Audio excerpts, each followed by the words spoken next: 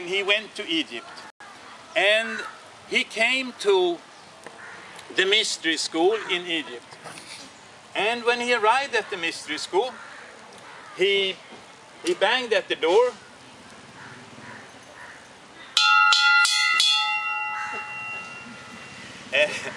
And they opened the door, and he was trying to get in there, but as he said, I'm Pythagoras from Greece. I'm a very famous scientist, and I'm very well known. I am the most learned man in the civilized world. Can I please come in and learn from you the teachings, the secret teachings of meditation you're doing here? And they refused to let him in. He was shocked. Pythagoras, the wisest man in the world, he couldn't get in. So they let him out. They wouldn't let him in, so he had to go away, and he didn't know what to do, so he went to a tea house and he ordered a tea. And he was sitting there a little bit, didn't know what to do.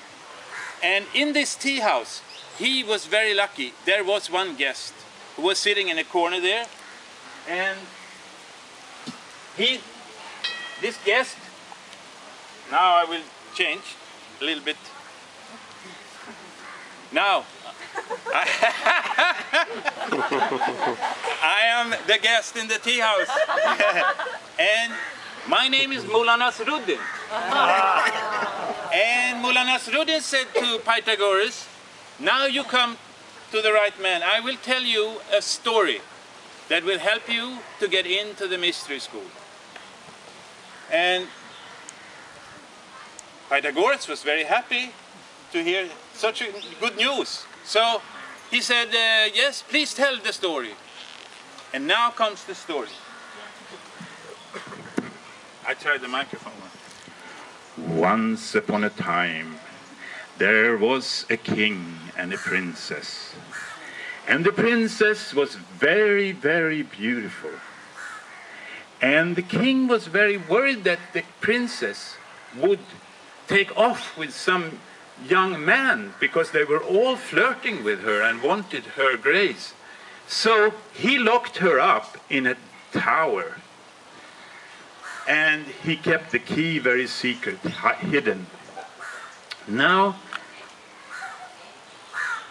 there came a prince riding on a horse, and he wanted, of course, to meet this princess. So he came to the tower, and he took a flute, and he played the flute so that she would open the window up there.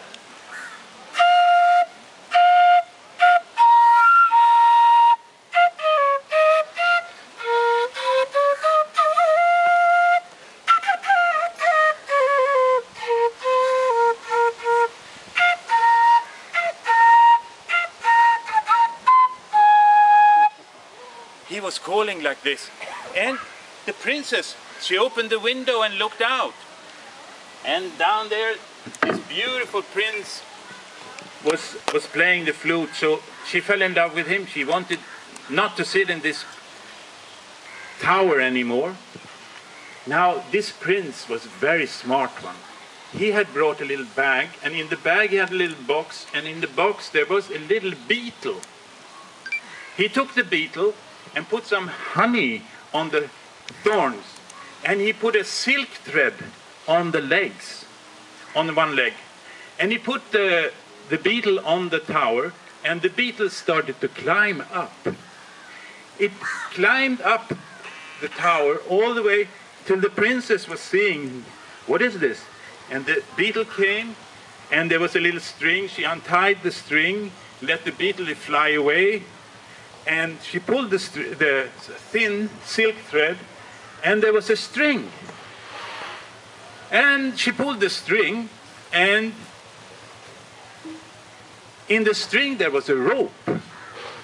So she tied the rope in the tower, in some iron there, and the prince was very strong. He climbed up the rope, took the princess on his shoulder, and climbed down again, and off they went on the horse into the rising sun. and lived happily ever after. Now, this story is not any kind of story. It is how you can get into the mystery school. The silk thread symbolizes the breath. Once you get hold of the breath, once you get hold of the silk thread, the mind relaxes. And when the mind relaxes, your body relaxes. And with mind and body relaxed, you are left with the strongest thing in the world, awareness. The never-changing, everlasting, clear, pure, sky-like awareness. And with this, you are totally free. And you can climb down any tower. So,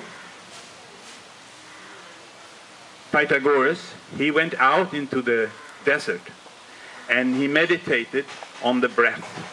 And he was meditating on a technique also from Shiva, where Shiva says, put attention at the beginning of breath. So continuing, become born anew in a few days. So Pythagoras, he was living 6 weeks in a cave in the desert, and he was putting in all his daily activities, he was putting attention on the beginning of breath, because where else should he be putting attention? Put attention on breath was easy to find where it begins, by the nostrils. So if you breathe out and you breathe in, you feel how the breath starts with the nostrils. And that's where you can get hold of the silk thread. And then he relaxed his mind and he realized, I am not my knowledge. I am this which is aware of my knowledge, but I am not my wisdom, all what I have learned about mathematics. I am that which is aware of what I have learned. I am awareness. And he went to the mystery school again. And he banged on the door. And they opened. And he said, now can I come in? Now I realized I'm not my knowledge. And I am interested to learn from you. And now they saw that Pythagoras was not such an arrogant, all-knowing person from Greece that they didn't like. Now they let him in. And so by this, Pythagoras came into the mystery school in Greece. Oh. Oh. No more Nasruddin. 1 minute.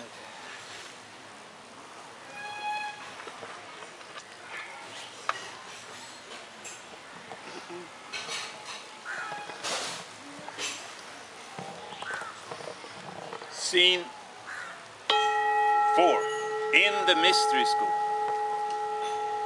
Before I tell the story what happened in the mystery school, I must tell you a story from my own life. When I was guru shopping in India in the 60s and the beginning of the 70s, I went to a yogi called Premvarni, Bali Yogi Premvarni in Rishikesh, Lakshmandula. And I stayed with him for 3 winters. And one day I said, I want to learn meditation. And he said to me, you come 4 o'clock tomorrow morning and I will teach you meditation. So I put my alarm clock on. It was really cold. It was December in Lakshmandula. And the alarm clock went on. I was there, 4 o'clock. Premvarni, he was sitting there in lotus with a baroshi and putting incense on the baroshi. And then he taught me a meditation technique, which I found out 20 years later was the same technique that Pythagoras learned in the mystery school in Egypt. So, and the technique goes like this. It's a bit complicated, it's a bit complicated maybe. We cannot do it, but you can taste it. And maybe come back to it later, because I will give you a written text later. The technique goes like this. Premvarni said, attention between the eyebrows. Say after me. Attention between the eyebrows. Put mind before thought. Let essence of breath fill form till top of the head, and there shower as light. And you put there is something special you have seen in India with the third eye, and it is like when you meditate on this, you get, it automatically becomes very strong. So attention between the eyebrows. Put mind before thought. What does that mean? Mind before thought. Which mind? It's meant now Buddha mind. Buddha mind is clear like a mirror, stainless, without thought. So you put basically awareness before thought. Put mind before thought. And let essence of breath, what does it mean? Essence? Essence is the prana in the breath. You let essence of breath fill form like a bottle. You fill a bottle from down, fill form of your body, until it comes to the top of the head, and there shower as light. So we can try that again. I know it's hot, but you try to sit straight again. Poor Siddhartha, can someone wake him up? Or maybe he's sleeping so blissfully there. Good morning, Siddhartha. Saying anything important, Devadas? No, not Okay, we try this 1 minute, okay?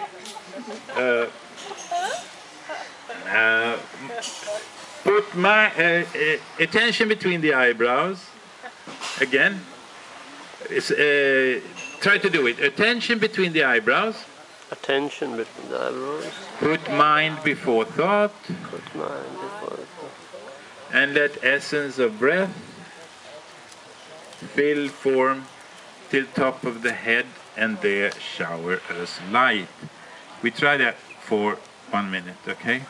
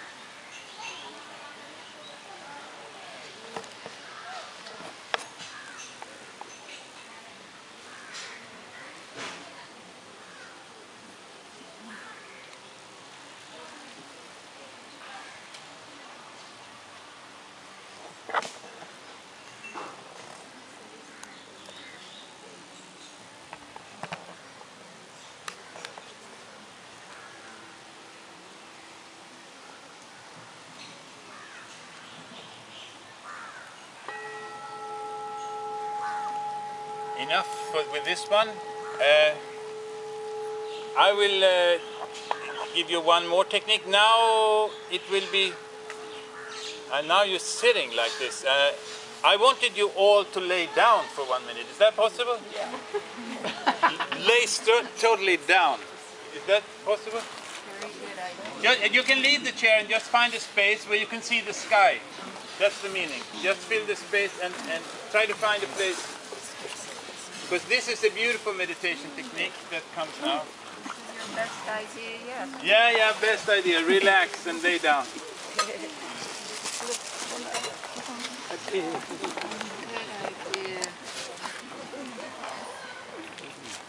Oh, I wonder how I would ever get you up again. But Think about it tomorrow.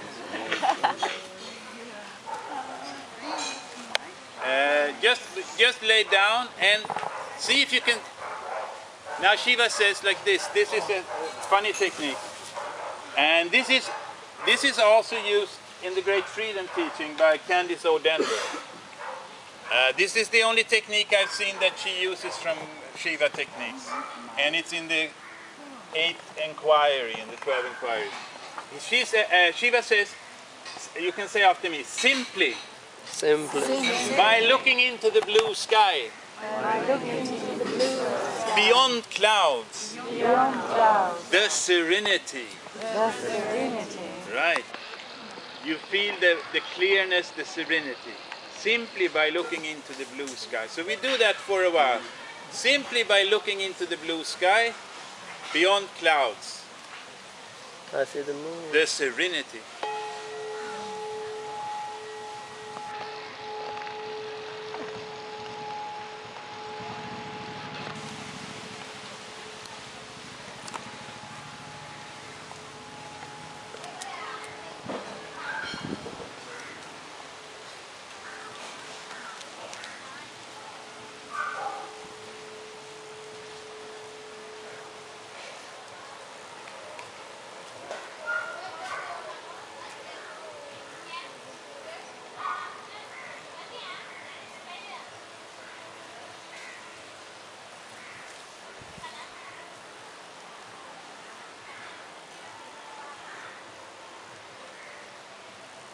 And just rest in that blue, infinite open blue sky, which is like your awareness, infinite and endless and clear.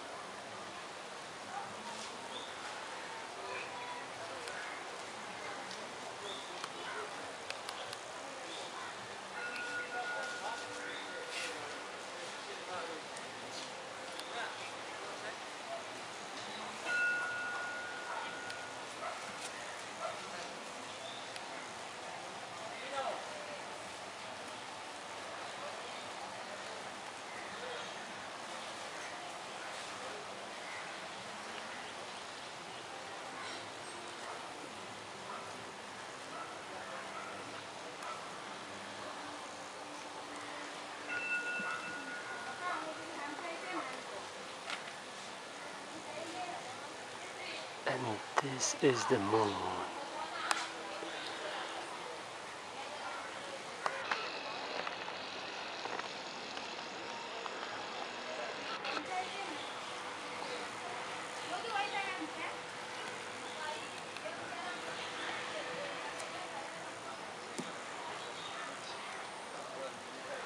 Simply by looking into the blue sky, beyond clouds, the serenity.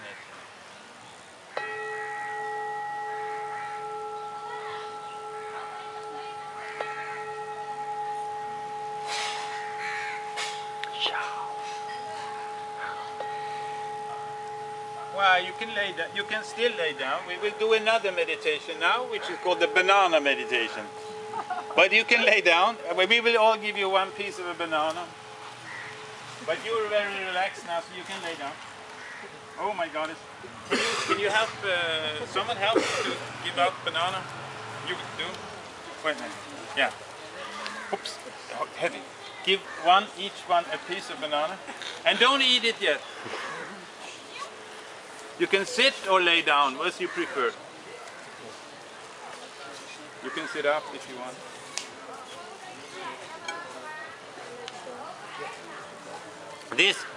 Many of the techniques are simple. Some are very arduous. And some are impossible. So whatever. This one is very handy because many times every day you eat.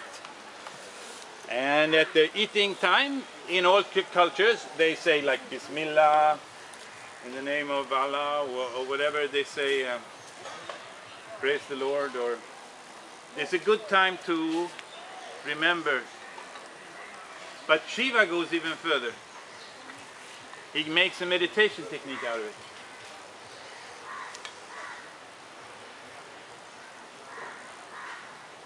Has everyone got a piece of banana? No. Coming. The banana girl is coming. You can start with smelling it. Smelling it, because there is another technique for where Shiva says, when vividly aware, you can say after me, when vividly aware through some particular sense, keep in the awareness. Rest as the awareness.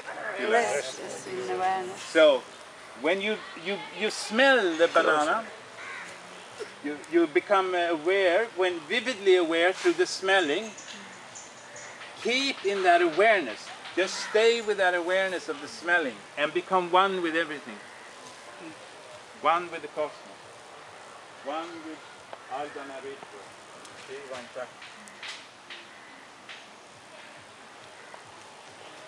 Has everyone got a banana yet? No. You haven't given out bananas here. No, we're coming, Siddhartha. Give Siddhartha 2. And you eat them immediately. Wake up and give me a banana. You say before eating you say something. What do you say in Sweden? Smelling? No, before eating like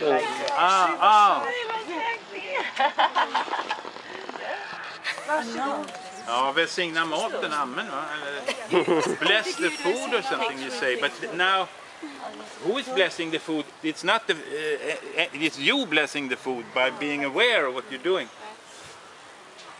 So this is not no more simple. Oh, food, bless me. Everyone got a yes. Everyone got a banana now. Yeah. Everybody smelled it and became aware when vividly aware to the smell. Now we will become vividly aware to the taste also. And Shiva says, when eating and drinking, say after me. when eating and drinking, become the taste. Become the taste Of the food or drink. of the food and drink And be filled. and be filled. So, Tantra, the techniques of Tantra, sorry. Yes, please, take a bite and become the taste of the food. Become the banana.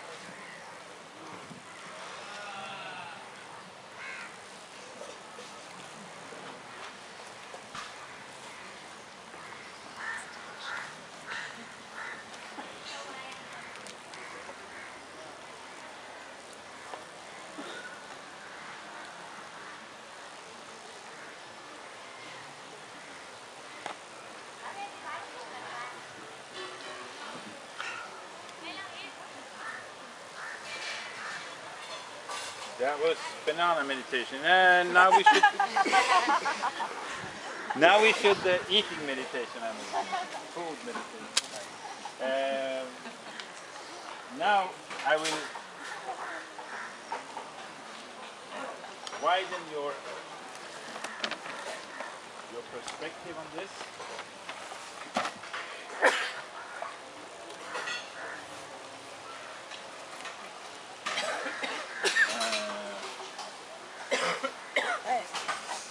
Yes. Do you hand out? You like? You can start from that.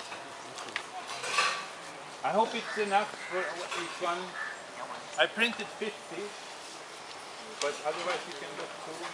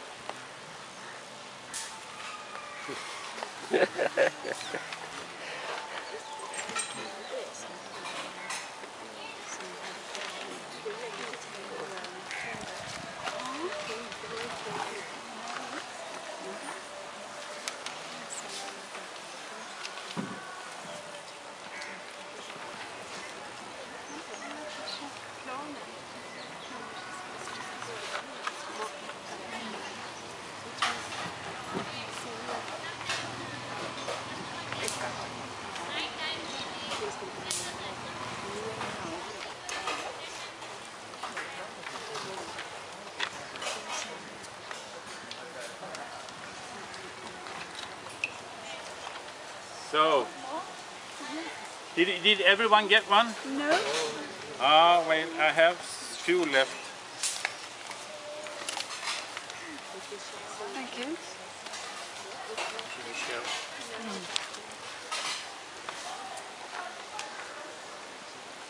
Well, wait.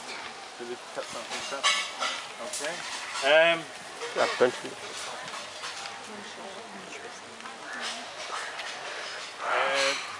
Did you get a paper? No? You have one there?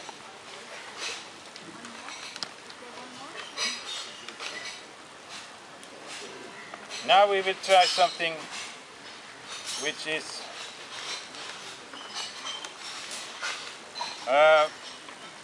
on the first page. I think we have done all.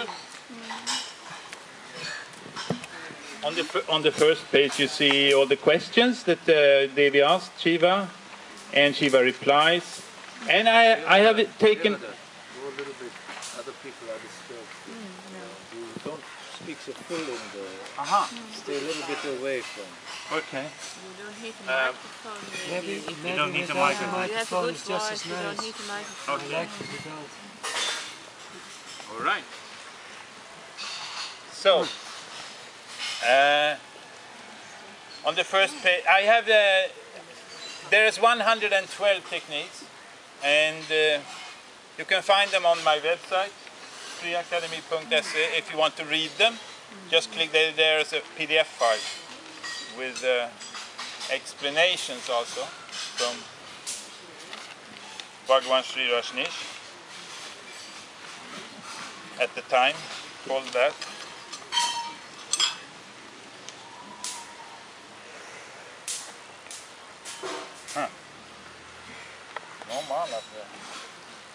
Okay.